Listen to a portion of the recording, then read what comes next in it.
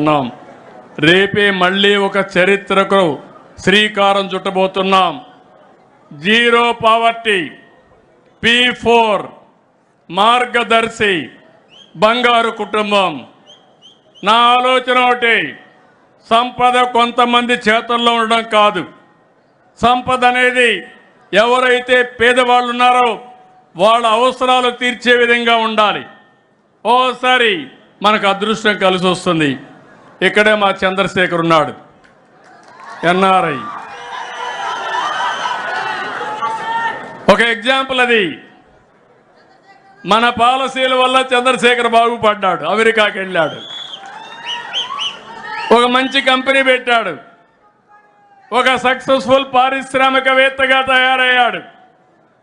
ఈరోజు నేను కూడా గర్వపడుతున్న తెలుగువాడుగా అమెరికాకి వెళ్ళి ఈరోజు సక్సెస్ఫుల్గా తిరిగి వచ్చి మళ్ళా ప్రజాసేవకు ఎంపీ అయ్యాడు. ఎంపీ అవుతానే అదృష్టం కలిసి వచ్చి కేంద్రంలో మంత్రి కూడా అయ్యాడు. ఇప్పుడే అనిత గారు చెప్పారు, ఒక్క అడుగు ముందేస్తే ఓసారి 3-4 అడుగులు కలిసి వస్తాయి. ఆవిడ కూడా మొన్నటి వరకు తెలుగు మహిళా అధ్యక్షురాలుగా పనిచేసి సాక్షాత్తు రాష్ట్ర హోమ్ మినిస్టర్గా పనిచేసే పరిస్థితికి వచ్చారంటే అది తెలుగుదేశం పార్టీ చూపించే ఆదరణ, అభ్యర్థులను ఎంపిక చేసే విధానం కూడా. ఇప్పుడు నేను ఎందుకు చంద్రశేఖర్ గారి పేరు చెప్పానంటే సమాజం ఆయనకి ఆదరణ ఇచ్చింది, అవకాశాలు ఇచ్చింది. ఇక్కడే ఈ జిల్లాలోనే చదివాడు, MBBS పాస్ అయ్యాడు, టెక్నాలజీలో కొద్దిగా ఆలోచించాడు.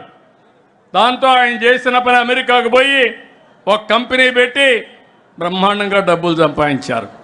కానీ ఆయన మొట్టమొదటిసారి డబ్బులు సంపాదించినప్పుడు ఇక్కడ ప్రజల వల్లనే పైకి వచ్చాడు. ఆ విషయాన్ని ఆయన గుర్తుపెట్టుకోవాల్సిన అవసరం ఉంది. సమాజం వల్ల పైకి వచ్చాడు, తెలివితేటలున్నాయి. కృష్ణ గారు ఊరే బురుపాళెమే అయింది. ఆయనతో పుట్టిన వాళ్ళు అక్కడే ఉన్నారు. ఇంకా ఆయనకు బాధ్యత ఉందా లేదా అని అడుగుతున్నా మీ అందరి ద్వారా. ఆ ఊర్లో ఉండే పేదవాళ్ళందరినీ పైకి తీసుకొచ్చే బాధ్యత ఆయనకు ఉందా లేదా అని మిమ్మల్ని అడుగుతున్నా. అదే నా విధానం, అదే మార్గదర్శి బంగారు కుటుంబం, జీరో పావర్టీ, P4 విధానం. P3 అనేది మీరు గుర్తుపెట్టుకోవాలి. పబ్లిక్ ప్రైవేట్ పార్ట్నర్షిప్తో రోడ్లు వేసాం, ఎయిర్పోర్ట్లు కట్టాం, టెలికమ్యూనికేషన్ తెచ్చాం. కొంతమంది కోటీశ్వరులు అయ్యారు, మనకు కూడా వస్తువులు వచ్చాయి, రోడ్డు వచ్చింది, ఎక్కడ ఆగే పని లేకుండా బ్రహ్మాండంగా వెళ్ళిపోతున్నాం. ఇప్పుడైతే టోల్ కూడా కలెక్ట్ చేసే పని లేదు, నేరుగా బిల్లు మీకు నేరుగా ఇంటికి వస్తుంది, మీ ఫోన్కి వచ్చేసే పరిస్థితికి వచ్చింది. అలాంటి సమయంలో ఈ పేదవాళ్ళని బాగు చేసే బాధ్యత మన పైన ఉంది. అందుకే 20 లక్షల మందిని ఎంపిక చేశాం. పారిశ్రామికవేత్తలకు పిలిపిస్తున్నాను, సమాజంలో పైకొచ్చిన వ్యక్తులకు పిలిపిస్తున్నాను. ఇది మీ బాధ్యతగా తీసుకోండి. నేను చేయాల్సిన పని నేను చేస్తాను. మేము ఆ రోజు పబ్లిక్ పాలసీలు తీసుకొస్తే మీరు పైకి వచ్చారు. చరిత్రలో మెడికల్ కాలేజీ పెట్టకపోతే చంద్రశేఖర్ కూడా ఇక్కడ వ్యవసాయం చేసుకుంటూ వాళ్ళ ఊర్లోనే ఉండేవాడు. ఆ రోజు ప్రభుత్వ విధానం వల్ల ఆయన బెనిఫిషరీ. ఆయన బాధ్యత తిరిగి సమాజానికి ఇవ్వాల్సిన బాధ్యత ఆయన పైన కూడా ఉంది. అందుకే నేను మీకు అందరికీ చెప్తున్నా, నా జీవితంలో ఒక ఆశయం, తెలుగుదేశం పార్టీ సిద్ధాంతం కూడా ఇది. ఈ రాష్ట్రంలో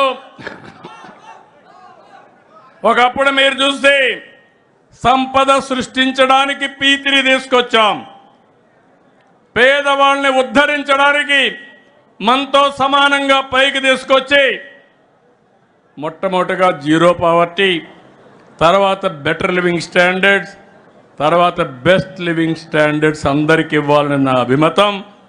మనుషుల్ని ఒక ఆస్తిగా పరిగణించి అలాంటి మనుషుల్లో కానీ మార్పు తీసుకొచ్చి ఆ మనుషులకు కానీ మనం హ్యాండ్ హోల్డింగ్ ఇస్తే అందరూ బాగుపడే అవకాశం ఉంటుంది.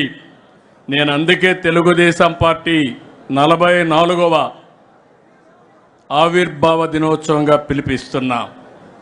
ఇది ఒక మహత్తరమైన కార్యక్రమం. 25 ఏళ్లకు మునుపు ఐటీ ఒక ప్రభుత్వ విధానాన్ని తీసుకొస్తే ఈరోజు ప్రపంచంలోనే ఎక్కువ తలసరి ఆదాయం వచ్చే వ్యక్తులు తెలుగువారు. ఈరోజు ఈ రాష్ట్రంలో పేదవాళ్ళు అనేది లేకుండా అందరికీ సమానమైన అవకాశం వస్తే సమాజం ఎంత ఆనందంగా ఉంటుందో, ఎంత తృప్తికరంగా ఉంటుందో మీరు ఆలోచించండి. అప్పుడు మీ మారిగా వచ్చిన కాగితాలు ఇచ్చే పరిస్థితే ఉండదు. అప్పుడు కొత్త సమస్యలు వస్తాయి, ఆశలు అనేవి ఉంటాయి, యాస్పిరేషన్స్ అనేవి ఉంటాయి. ఆ యాస్పిరేషన్స్ని ఎప్పటికప్పుడు ఫుల్ఫిల్ చేస్తూ ప్రభుత్వ విధానాలు ఉండాలి. అలాంటి విధానాలు క్రియేట్ చేయడానికే మనం ముందున్నాం.